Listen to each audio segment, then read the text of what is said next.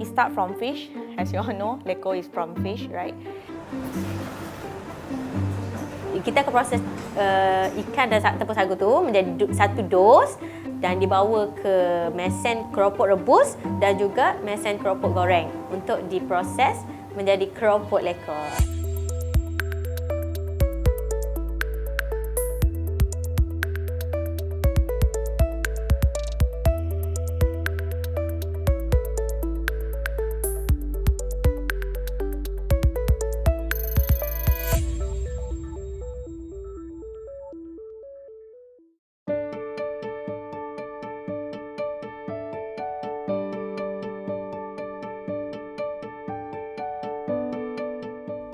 Snack, krepek dan keropok seringkali menjadi makanan ringan pilihan utama kita.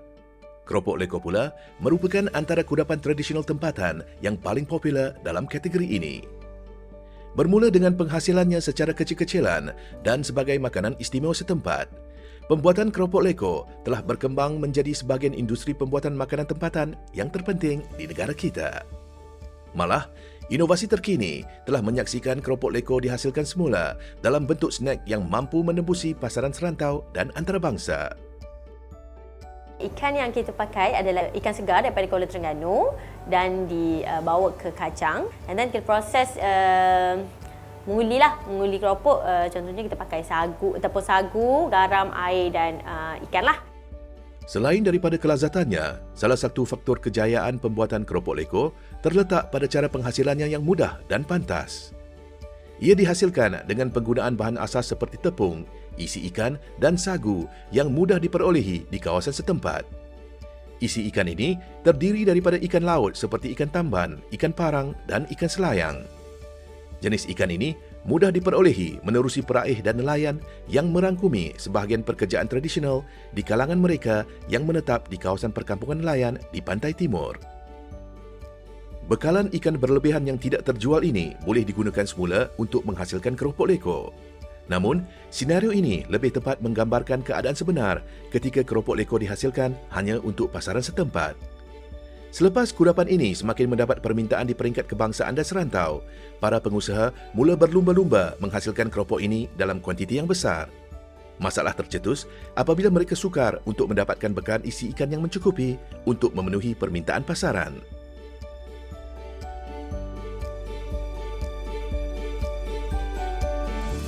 Kita akan sediakan ikan, tepung sagu, garam dan air masuk ke mesin menguli, and then kita akan proses di situ mengikut kesebatian ikan dan tepung lah. Pembuatan keropok leko bermula dengan mencampurkan isi ikan laut dengan sagu dan sedikit garam. Dalam sesetengah resepi, tepung kanji juga akan dimasukkan dalam campuran ini. Sekiranya dahulu, kerja mengadun ini dilakukan secara manual dengan tenaga tangan. Sistem otomasi ringkas telah menggantikan semua tugasan ini dengan penglibatan mesin. Bahan-bahan campuran ini akan diadun dan diuli di dalam mesin untuk tempoh lebih kurang 10 minit. Adunan yang telah sebati ini tidak akan melekat pada bekas penggaul dan dapat membentuk dough keropok dengan mudah. Proses ini tidaklah rumit, asalkan sukatan semua bahan ketika di peringkat awal dilakukan dengan tepat.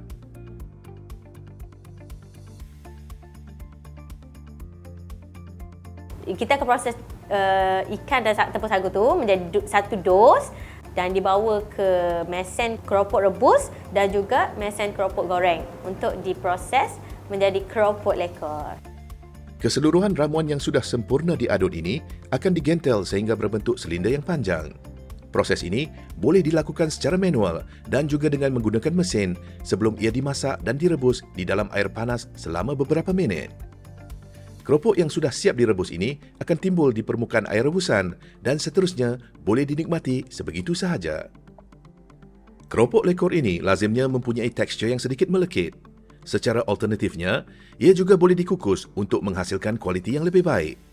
Proses mengukus ini mengambil masa yang lebih lama, di antara 1 hingga 1,5 jam. Keropok lekor juga boleh digoreng tanpa melalui proses merebus atau mengukus. Keropok yang digoreng ini mempunyai tekstur yang lebih rangup tetapi agak berminyak. Untuk mengelak kesan minyak ini, keropok leko juga dihasilkan dalam bentuk kering. Selepas dikukus, keropok ini akan terus dipotong dan dihiris dalam saiz yang lebih kecil dan nipis. Ia kemudiannya akan dikeringkan di bawah pancaran matahari untuk tempoh 6 hingga 7 jam. Keropok yang turut dikenali sebagai keropok keping ini mempunyai tekstur yang sangat rangup dan mudah dibawa ke mana sahaja. Menerusi kreativiti pengusaha tempatan, lebih banyak jenis keropok leko yang telah berjaya dihasilkan. Antaranya, keropok lekor gergasi yang dihasilkan dalam ketulan bersaiz besar dan perlu direbus untuk tempoh yang lebih lama.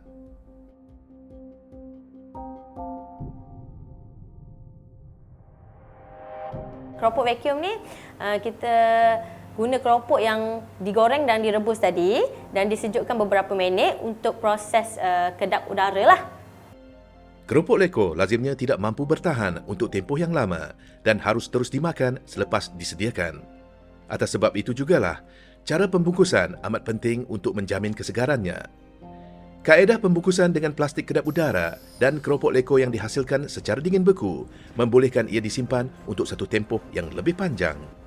Kepada sesiapa yang nak mula berniaga, kena sentiasa positif lah walau apa pun berlaku, apa pun cabaran yang datang.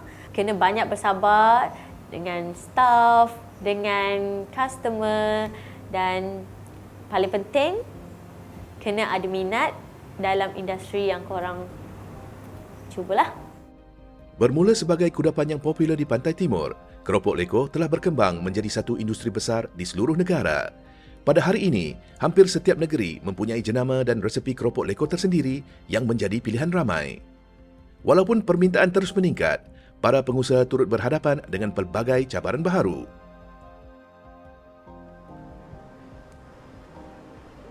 Pembuatan produk berkualiti ini bergantung kepada kandungan isi ikan yang terbaik dan kerja memproses ikan yang teliti. Para pengusaha bukan saja harus memastikan bekalan ikan sentiasa mencukupi, malah terus mencari jalan untuk mengurangkan masa pemprosesan ini yang boleh membantutkan kerja-kerja lain untuk menghasilkan keropok leko. Harga pasaran ikan yang tidak menentu turut mempengaruhi kos dan keuntungan syarikat. Untuk pengusaha di Pantai Timur pula, kekangan ketika musim tengkujuh menyebabkan banyak proses kerja secara manual seperti mengeringkan keropok terganggu sehingga menjejaskan kuantiti, kualiti dan produktiviti pengeluaran.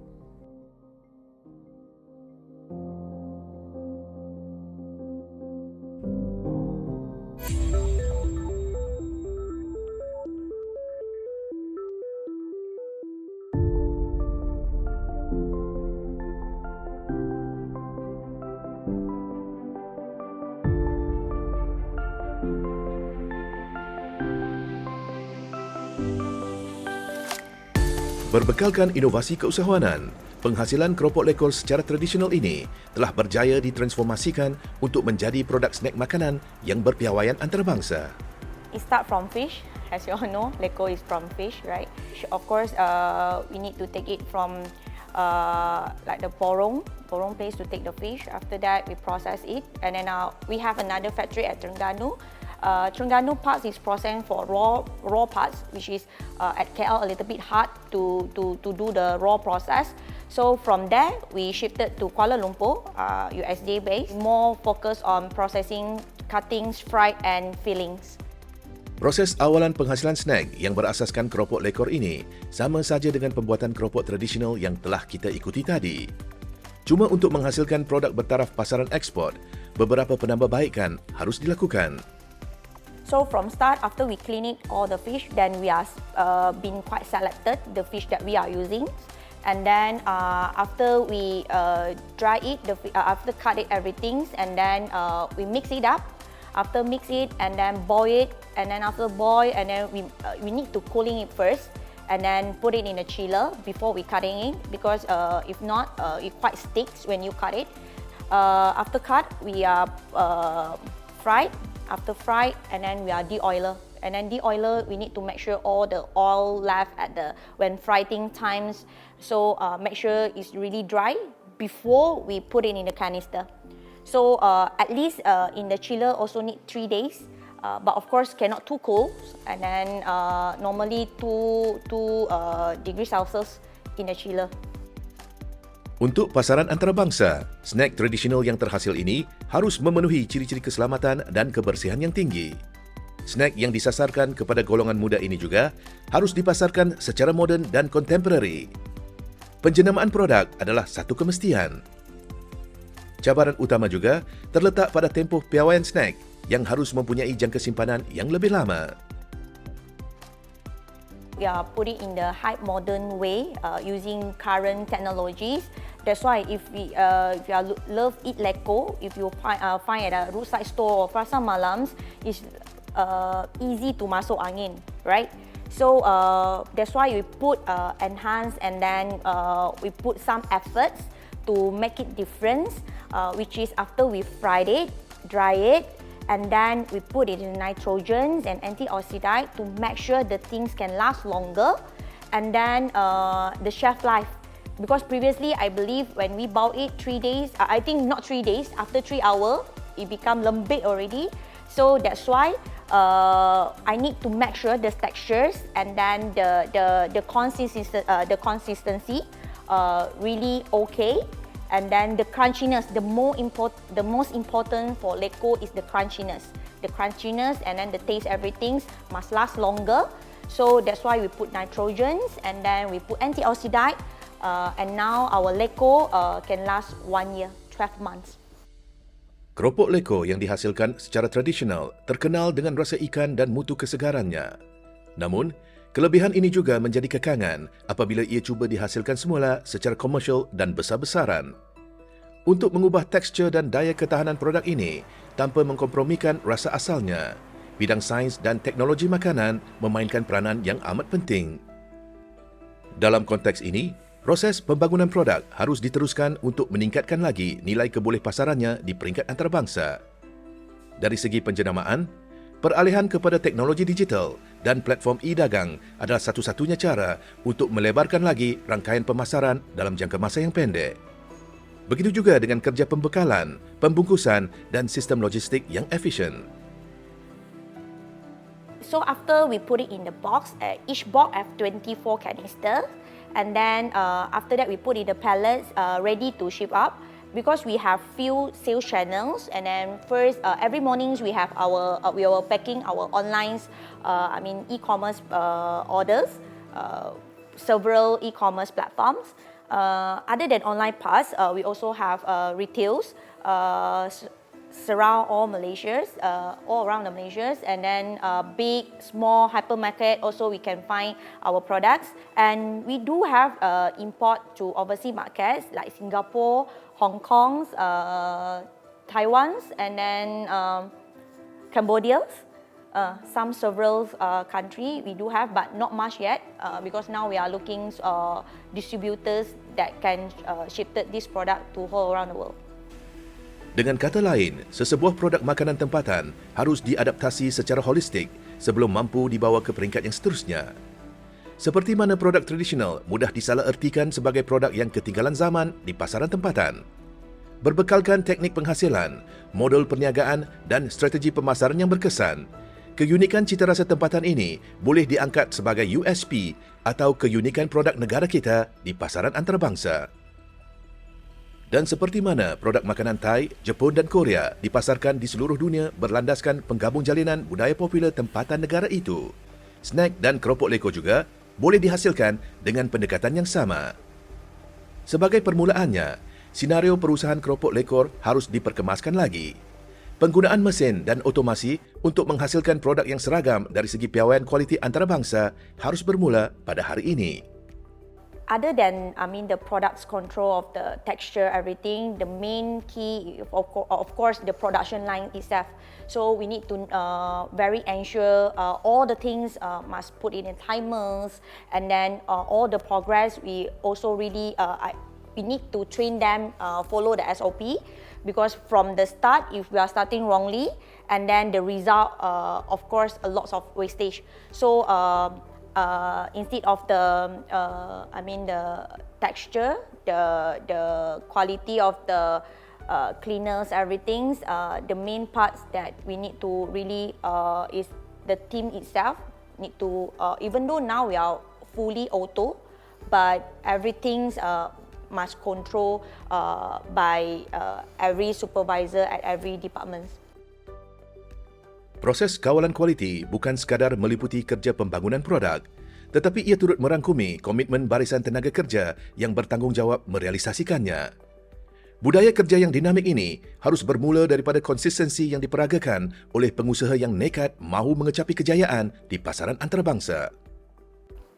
Yes, local snacks quite lots, but for Malaysian traditional products or Malaysian traditional snack, which is not much yet. Because normally is more on kampung side doing this kind of homemade things, but not explore to the huge market yet. So yes, I believe that this snack in the local way got a lot of opportunity to boost it up. And then I do believe now current generations and then current technologies, we can using a digital or e-commerce platform to boost our brands and then build our brand awareness more and then our brandings. So easy for us to push retails, and then because like old fashion that you need to hard one by ones to discuss with the retails, and then we need to put a lot of money from listing fee, everything. But now we can use this e-commerce platform to boost your brands. Usaha pengeluar yang berjaya mentransformasikan sebuah produk tradisional seperti keropok leko menjadi snack kegemaran berpotensi di dunia, membuktikan bahawa negara kita mempunyai pelbagai khazanah budaya makanan bernilai yang boleh diperdagangkan secara positif di peringkat antarabangsa. Kemajuan industri pembuatan keropok leko ini juga turut mempengaruhi kelangsungan industri lain seperti sektor perikanan, makanan, otomasi kilang, pemasaran digital, peruncitan dan sebagainya. Dalam bahagian akan datang, kita akan melihat bagaimana prestasi perniagaan snack dan keropok lekor ini berkait rapat dengan penghasilan sebuah lagi produk tempatan yang berasaskan makanan.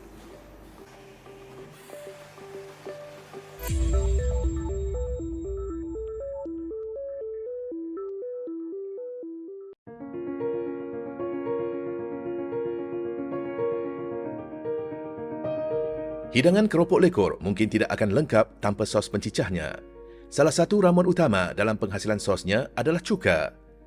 Sama seperti pembuatan keropok leko, pembuatan cuka untuk pasaran tempatan juga sudah lama dihasilkan oleh pengeluar tempatan berkaliber di negara kita. Untuk pembuatan cuka ni, kita ada guna isolin dan campur dengan asid yang dilulus oleh Kementerian Kesihatan. Cuka menjadi bahan dan ramuan sampingan dalam penyediaan pelbagai jenis makanan. Rasa cuka yang masam ini membolehkan ia dihasilkan daripada pelbagai sumber dengan cara dan proses fermentasi yang berbeza. Cuka berasaskan bijirin dan buah misalnya, dihasilkan menerusi proses penapaian dengan menggunakan bijirin seperti beras, malta dan buah-buahan seperti apel dan juga kurma. Begitu juga dengan balsamic vinegar atau cuka balsam yang diperbuat daripada anggur. Dalam industri makanan, cuka putih atau cuka buatan lebih lazim dihasilkan secara komersial kerana permintaannya yang tinggi, proses pembuatannya yang lebih mudah dan pantas serta harganya yang lebih murah. Bahan ni kita dicampurkan dan ditinggalkan untuk semalaman, dan esoknya kita packing masuk di dalam botol. Pada dasarnya, penghasilan cuka hanya meliputi dua proses utama, iaitu penapaian gula kepada ethanol diikuti dengan pengoksidaan ethanol kepada asid asetik.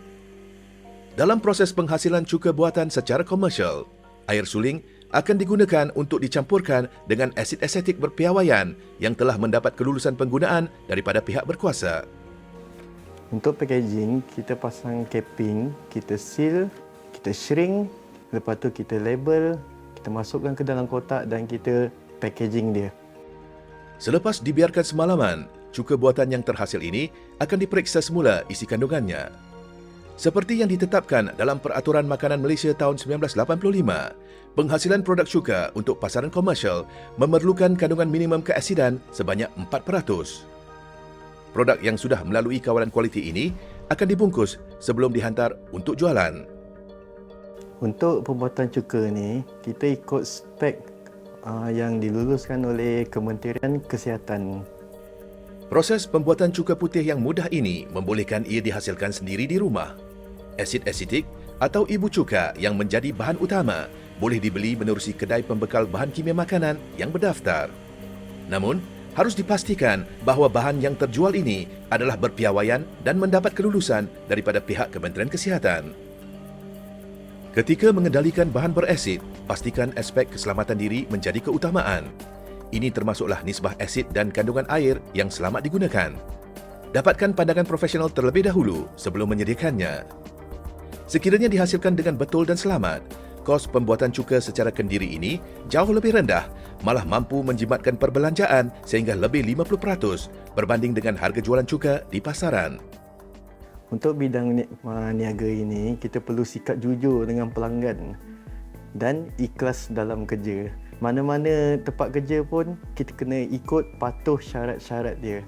Yang paling penting, kita kena ada minat untuk bekerja tu. Daripada perusahaan membuat keropok leko dan cuka secara mikro, kecil dan sederhana, sehinggalah kepada pemasaran snack tempatan di peringkat antarabangsa. Semua usaha ini mengajar kita untuk berani bermula secara kecil-kecilan, terus menapak secara beransur-ansur sebagai pemain industri dan tidak gentar untuk terus mengejar cita-cita perniagaan sehingga ke seantero dunia. Besertakan teknik dan sumber yang betul, semua produk ini juga mampu dihasilkan secara kendiri, sama ada untuk kegunaan peribadi maupun sebagai permulaan kepada perusahaan baharu yang bakal mengubah hidup anda sepenuhnya.